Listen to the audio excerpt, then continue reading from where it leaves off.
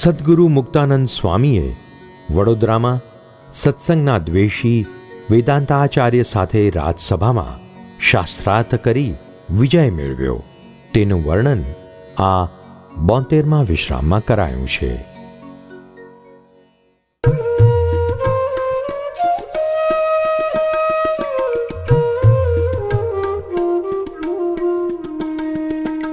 ઉત્સવ રથયાત્રા તણો ગઢપુરમાં કર્યો ઘનશ્યામ. નૌતમ લીલા નિરખીને હરખ્યા હરિભક્ત તમામ.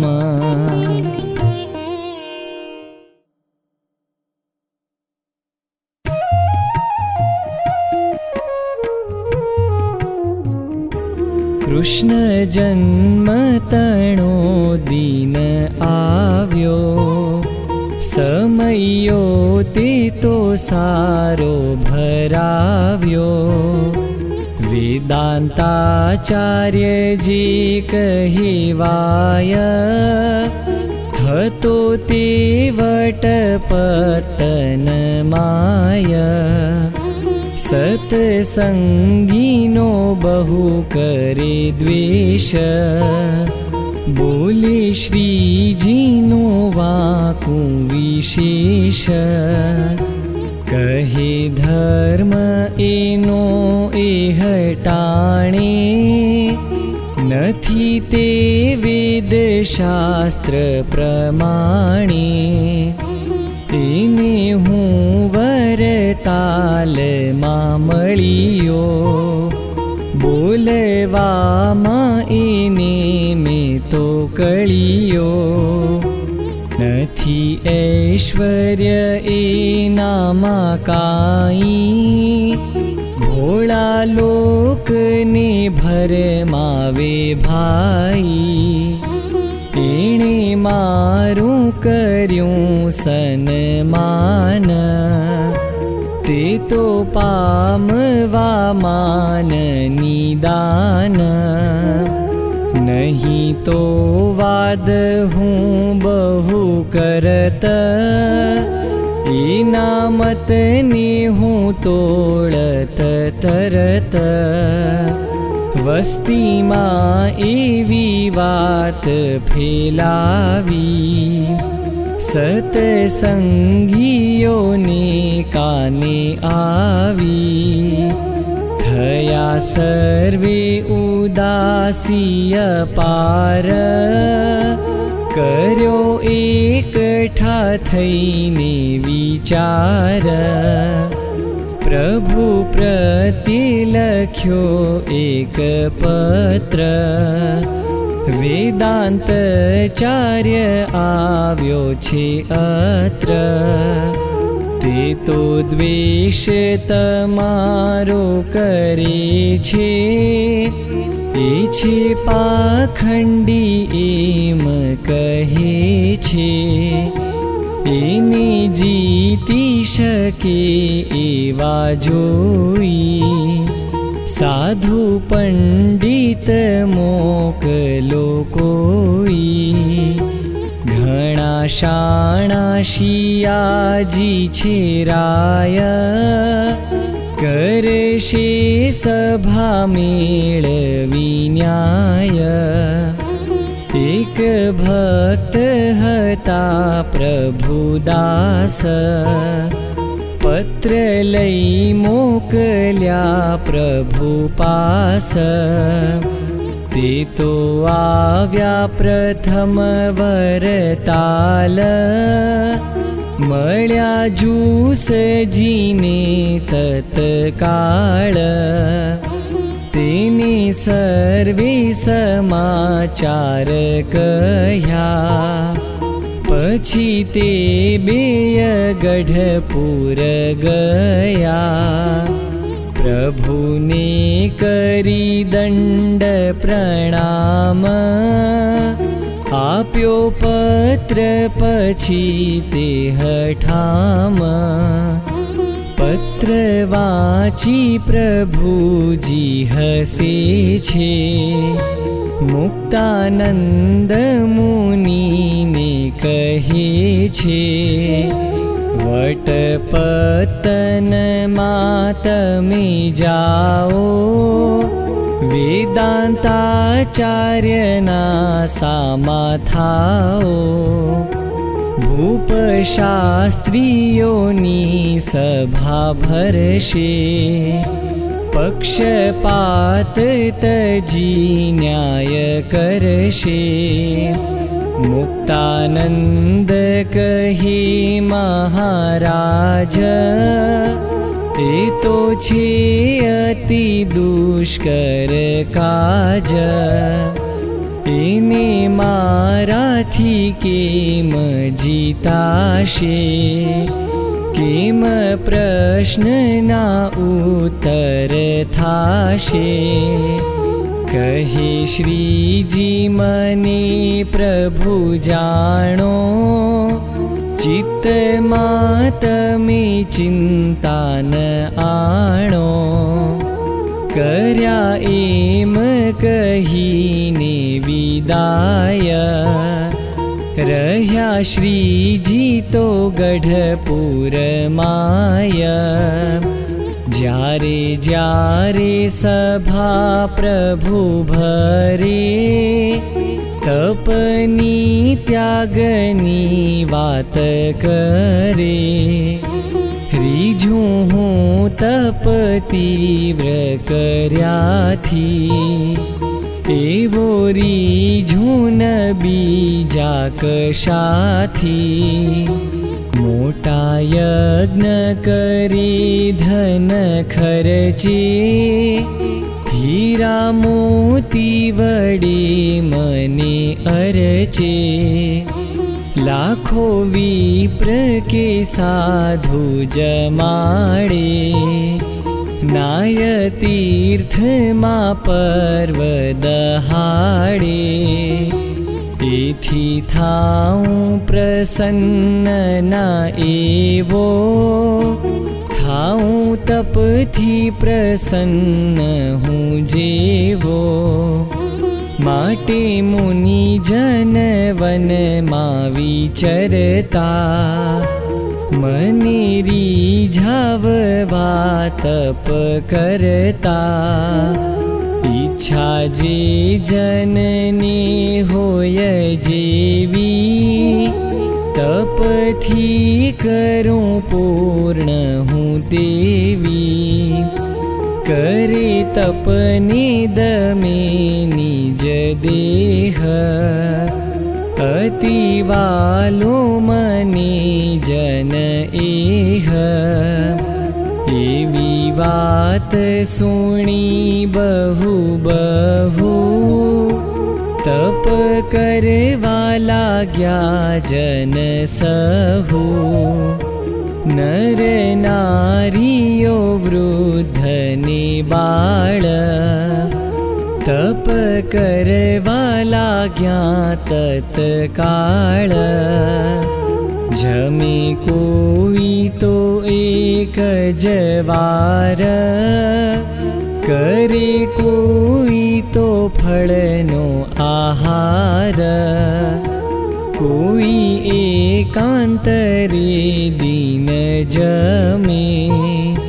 ચાંદ્રાયણ વ્રત કોઈને ગમે, કોઈ એક જ શી ઘોડું ખાય, શિયાળે જળ શીતળે નાય, કોઈ તો પય પાન જ કરે, કોઈ તો જળથી પેટ ભરે, કોઈ તો દ્રઢ આસન વાળે, કોઈના સાગ્રને જ નિહાળે, કોઈ તો દિનની રાત જાગે, કરે ભજનની નિદ્રાને ત્યાગે, કોઈ તો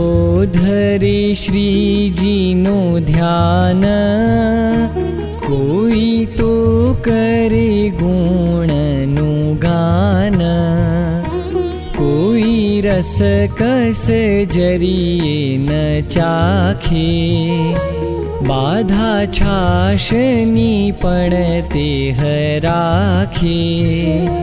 તજી રાંધેલ અન્ન આહાર, કાચું કોરું જમે એકવાર.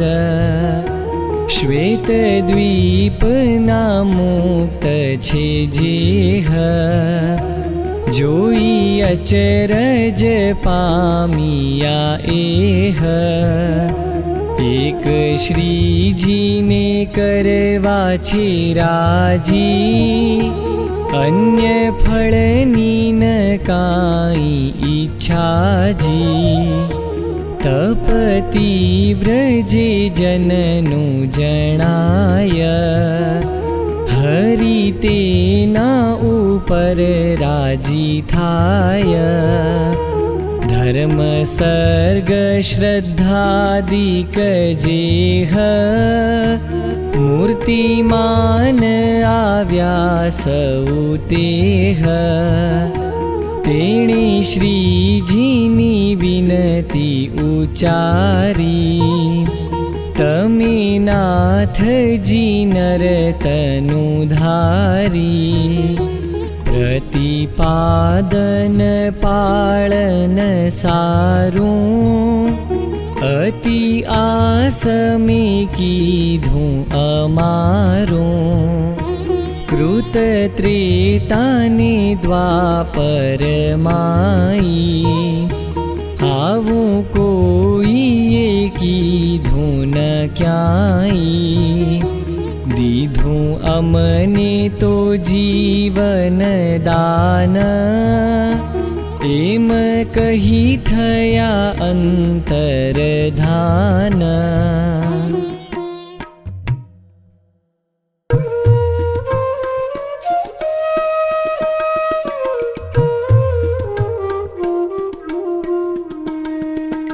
આવી ગણેશની ચતુરથી, પૂજ્યા વિધિ સહિત વિઘ્નેશ. ઝીલણી આવી એકાદશી, કર્યો ઉત્સવ એહ વિશેષ.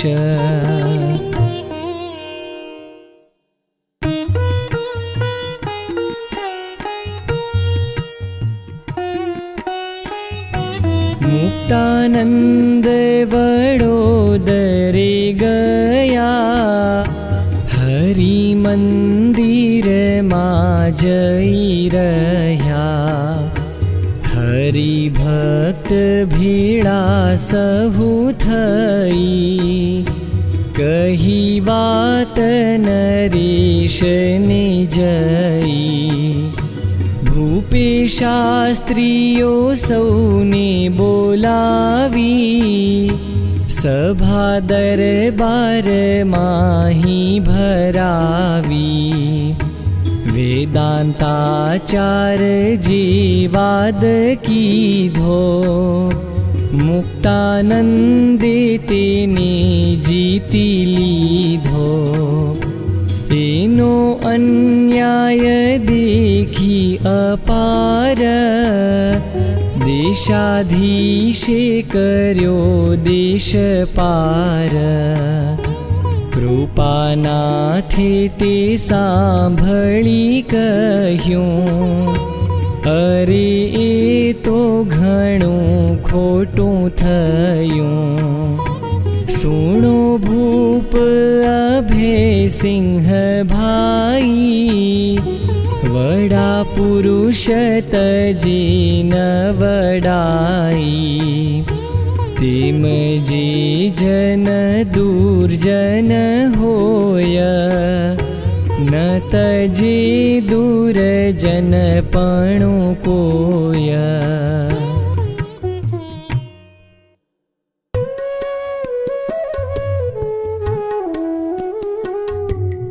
जे सज्जनो सज्जनता न मूके, जे दुर्जनो दुर्जनता न चूके। पीयूष हाड़ा हड़बे जेम, भूले नहीं आप स्वभाव तेम। कृतघ्निनु पोषण जो कराय, तथापि ते शत्रु जरूर थाय।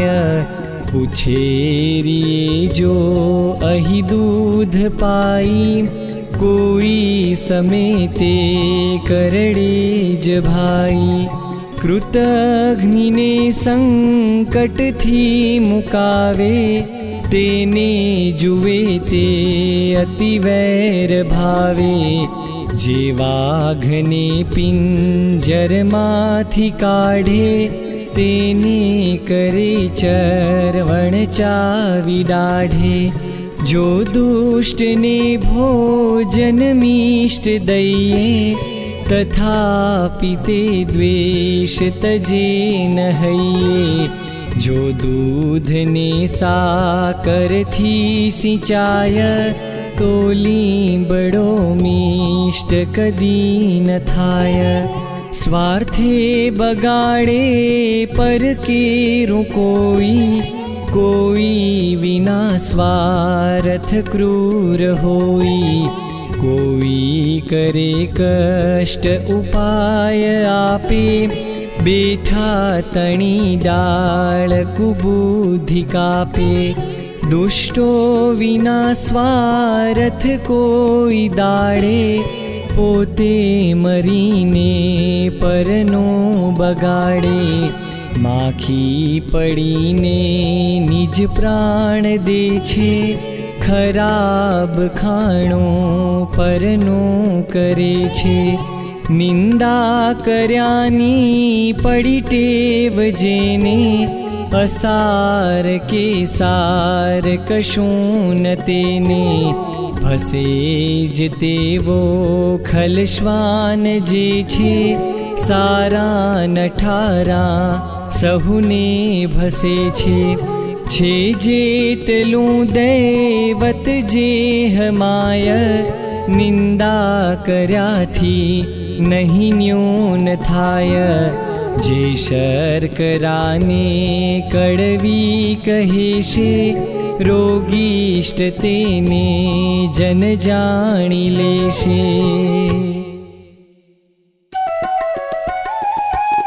दिनकर नभमा उदित थाय, उर अकड़ाई उलूक तो मुंझाय। अवगुण रविना कहे कदापि, पण न प्रताप छुप्यो रहे तथापि। इति श्री हरिलीलामृते सप्तमकर्षे 270तमो विश्रामः।